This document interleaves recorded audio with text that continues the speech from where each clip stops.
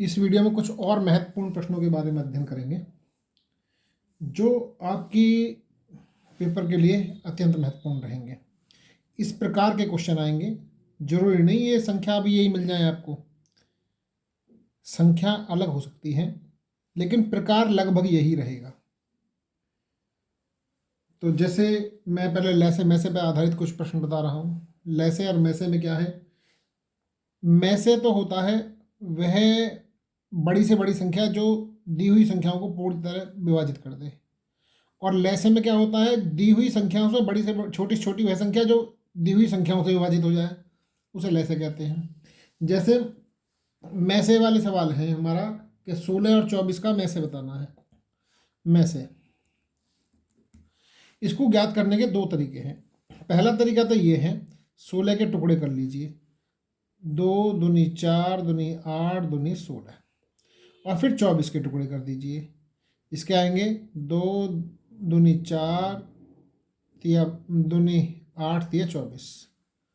अब इनमें से मैं से निकालने के लिए जो कॉमन होती हैं संख्या वे लिख दी जाती हैं।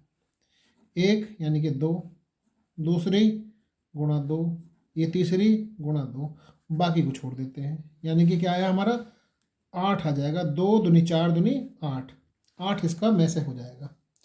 एक तरीका तो ये है। दूसरा तरीका क्या है कि 16 भाग विधि कहलाती है। 16 और 24 को इस तरीके से लिख लेते हैं, 16 एकम 16 बचे 8।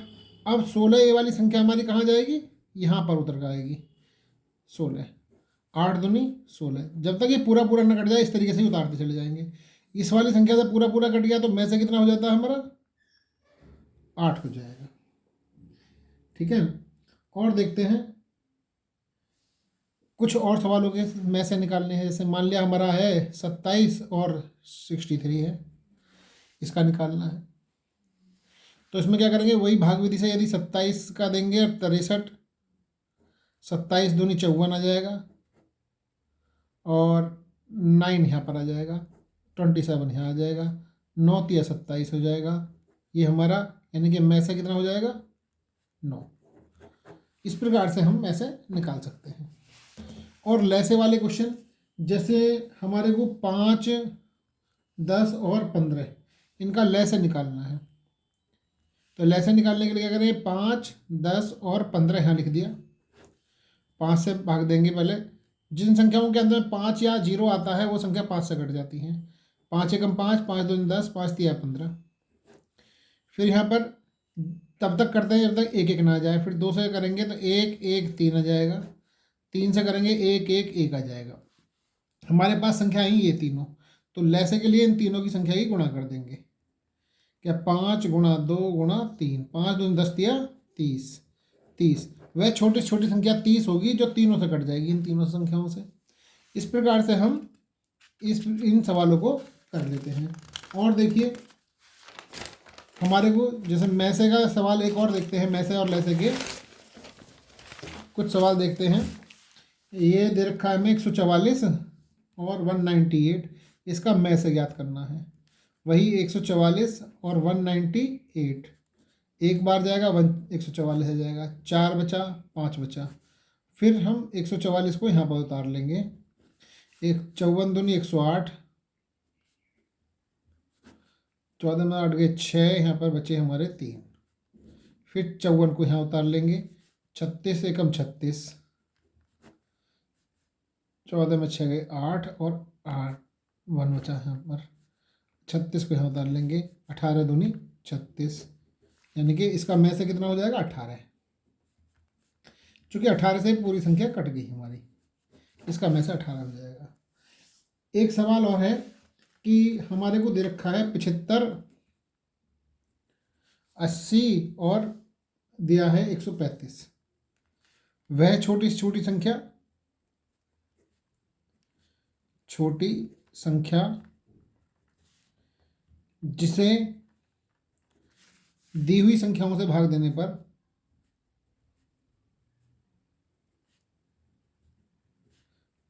देने पर 3 शेष बचे। अब इसमें शेष कितना ही बचे, करने का तरीका सबका एक सही रहेगा। 3 बचे, 4 बचे, 1 रहे, 2 रहे, कुछ भी शेष रहे। सबसे जब छोटी से छोटी की बात आती है तो हम क्या करते हैं, लय से निकालेंगे। जब भी छोटी कम से कम कहे या छोटी से छोटी कहे तो हम हमेशा लय से ज्ञात करते हैं, लय से ज्ञात करते हैं। ठीक है, तो इनका लय से ज्ञात करेंगे सबसे पहले हम। तो इनका लय से निकालने के लिए 75, 80 और 135, इसमें 5 है, 0 है, 5 है, तो संख्या 5 से आराम से कट जाएगी।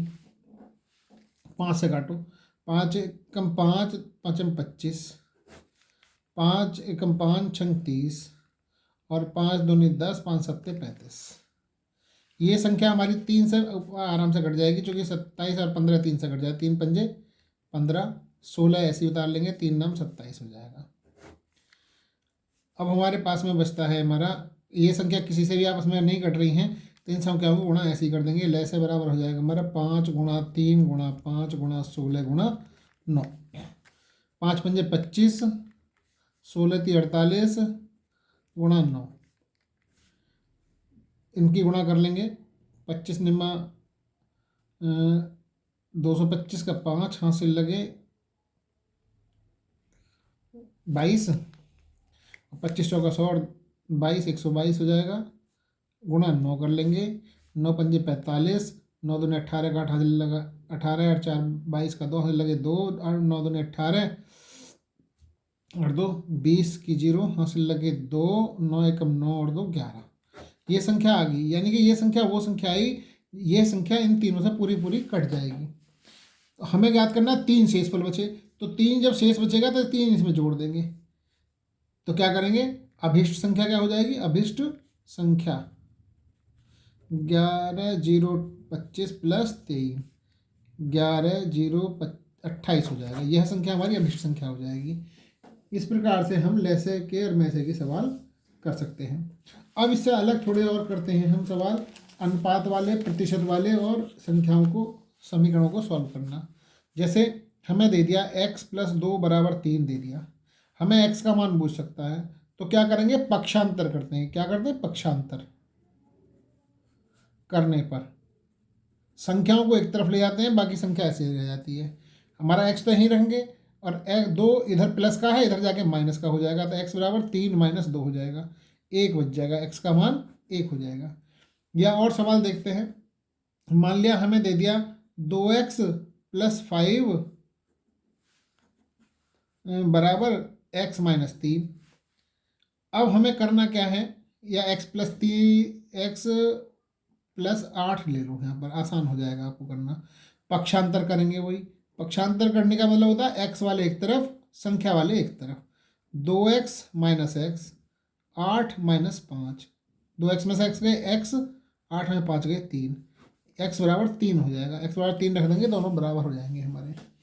ये तो हमारे रेखाओं को सरल करने वाले सवाल हैं। या हमसे अनुपात वाले दे दिए, हमें दे दिया x अनुपात, जैसे 10:20 समानुपात 20:40।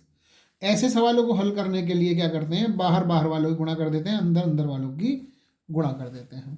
तो x × 40 बराबर आएगा 10 × 20। अब x बराबर निकालना है हमें, तो 10 × 20 तो ऐसे ही रह गया, 40 की गुणा हो रही है, इधर जाके भाग हो जाएगा, 20 दूनी 40, 2 पंजे 10, x = 5 आ जाएगा। ठीक है, और देखिए सवाल इस टाइप के कहीं पर भी दे सकता है। मान लिया दे दिया 5:10 समानुपात x अनुपात और दे दिया हमें 40, ये निकालना है। तो क्या करें, बाहर बाहर वालों की गुणा, अंदर अंदर वालों की गुणा। 10 × x = 40 × 5, x बराबर आ जाएगा 40 × 5/10, 10 की गुणा हो रही है, इधर जाके भाग, 10 चौक 40, 5 चौक 20, x = 20 आ जाएगा। इस प्रकार के सवालों को हम ऐसे करते हैं, यानी कि बाहर वाले वाले पदों की गुणा करेंगे और अंदर अंदर वाले पदों की गुणा करेंगे। इसी में ही, इसी क्रम में हमारा आता है किसी संख्या के अभाज्य गुणनखंड करने। देखो अभाज्य गुणनखंड करने का तरीका ये, जैसे हमारे को एक संख्या दे दी, यहाँ पर हमारे को दे दिया ये 2, 2 और 3। अब इस संख्या को हमें ज्ञात करना है, तो इनकी गुणा करो, यहाँ लिख दो, यानी 2 दूनी 4 × 12, तो खाली स्थान पर क्या आएगी, 12 संख्या आ जाएगी हमारा आंसर। ऐसे ही हम ये कह रहा है कि एक बड़ी से बड़ी 4 अंकों की संख्या बतानी है, 4 अंकों की बड़ी से बड़ी संख्या, और उसके अभाज्य गुणनखंड करने हैं। अभाज्य गुणनखंड देखिए बहुत आसान है। 4 अंकों की सबसे बड़ी संख्या लिखने के लिए 9 9 9 9 लिख दो, 4 बार 9 लिख दो, सबसे बड़ी संख्या होगी। अब इसके अभाज्य गुणनखंड करने हैं तो क्या क्या क्या हो सकते हैं। सबसे पहले इसको लिख सकते हैं 9 और 1 1 1 1 लिख सकते हैं, ठीक है। इसके भी टुकड़े करना चाहें तो क्या आएंगे, 3 गुणा 3 हो जाएंगे, ठीक है। इसके टुकड़े करने चाहें तो क्या आएंगे, 11 11 एकम 11, ये आएंगे 11 एकम 11 0 और 101, ये टुकड़े आ जाएंगे। तो अब भाज्य गुणनखंड कौन से हुए, 3 गुणा 3 गुणा 11 गुणा 101, ये इसके अभाज्य गुणनखंड हो गए, काम खत्म हो जाता है हमारा। इस प्रकार के सवाल भी हमारे को पेपर में देखने के लिए मिल सकते हैं। और किस प्रकार के सवाल मिल सकते हैं हमें, हमें मिलेंगे कि प्रतिशत वाले होंगे। और हमारे को प्रतिशत वाले सवाल कैसे मिलेंगे, जैसे हमें दे दिया कि 300 का 25% निकालो। 300 का 25% कितना है, 300 गुणा 25/100 कर दीजिए, 2 जीरो से 2 जीरो कट गई, 75। 25 की गुणा इसमें कर देंगे तो क्या आएगा, 25 थी 75, तो हमारा 75 आएगा। 300 का 25% 75 हो गया। या जैसे हम दे में कि 250 का 25, ये 30% दे दिया, तो क्या करेंगे, 250 तो यहीं लिखेंगे, का की जगह गुणा लिख देंगे, 30% हटाने के लिए 2 जीरो नीचे भाग दे देंगे, ये खत्म। 25 थी 75, इसका मान भी 75 ही आएगा, ठीक है। और जैसे हमें किसी संख्या को दशमलव में बदलना है, प्रतिशत दे रखा है, मान लिया हमें दे दिया 25% दे दिया, इसको दशमलव में बदलना है तो क्या करेंगे, 25/100 कर दो और 100 का भाग देंगे तो 0.25 आ जाएगा, यही हमारा इसका उत्तर हो जाएगा, ठीक है। इस प्रकार के सवालों को ऐसे करते हैं। और प्रतिशत में थोड़े बड़े सवाल बन जाते हैं। बड़े सवाल कैसे बन जाते हैं, एक सवाल है, इसमें कह रहा है एक खंबा है 16 मीटर लंबा, कितना, 16 मीटर लंबा, इसकी लंबाई दे दी ए बी की 16 मीटर, और इसने कह दिया 40% भाग इसका काला है, इसका 40% भाग जो है हमारा कैसा है, काला, ये 40%, और 25% भाग जो दे रखा है हमारे को, ये दे दिया पीला, ये तो काला दे दिया, और ये दे दिया 40% भाग लाल है, ये लाल वाला भाग दिया, 40% भाग लाल दे दिया, 25% काला दे दिया हमें, और ये भाग पीला दे दिया बचा हुआ। तो हमसे कह रहा है कि बचा हुआ भाग है कितना। अब देखो सवाल बहुत आसान, कुल लंबाई कितनी दे रखी है हमें, 16 मीटर, कुल लंबाई 16 मीटर, लाल भाग दे रखा है 40, काला दे रखा है 25। अब इन दोनों को जोड़ो, 5 4 2 6, जब प्रतिशत की बात आती है तो 100 में से निकाला जाता है, यानी कि 65% भाग तो हमने रंग दिया। अब शेष कितना बचा, शेष बचा हमारा 100 माइनस 65, ये आएगा 5, और भैया 9 में से 3 6 गए 3, 35% आ गया।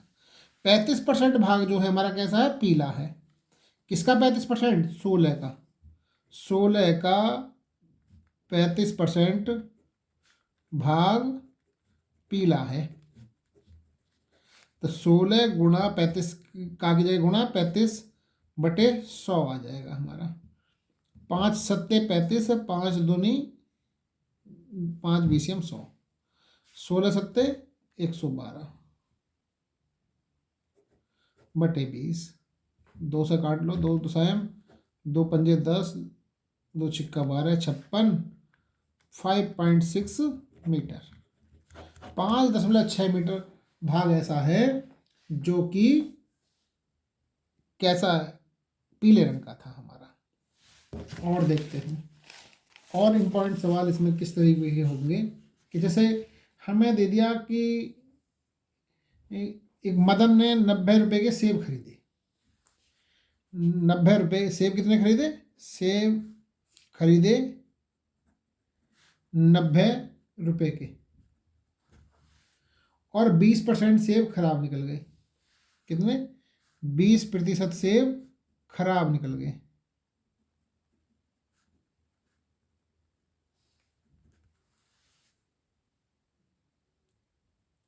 ठीक है, अब वो 20% सेब खराब निकल गए, तो कितने परसेंट अच्छे बचे हमारे? अब अच्छे बता रहा है, 90 सेब खरीदे थे, 90 सेब, 90 सेब खरीदे, 20% खराब निकल गए। अच्छे कितने बचे? अच्छे बचे 80%, 100 माइनस 20 यानी कि 80%। तो अच्छे अच्छे सेब कितने हुए? 90 का 80%, यानी कि 90 गुणा 80/100। ये 2 जीरो खत्म, 9 72 सेब, 72 सेब ऐसे थे जो सही निकले, बाकी सब खराब निकल गए। और देखिए, एक आते हैं मूलधन, हमें इस पे आधारित ब्याज वगैरह वाले पे। तो एक फॉर्मूला है हमारा, ब्याज बराबर होता है मूलधन गुणा दर गुणा समय बटे 100। या हम इसके एक और फॉर्मूला है मिश्रधन। मिश्रधन होता है ब्याज प्लस मूलधन।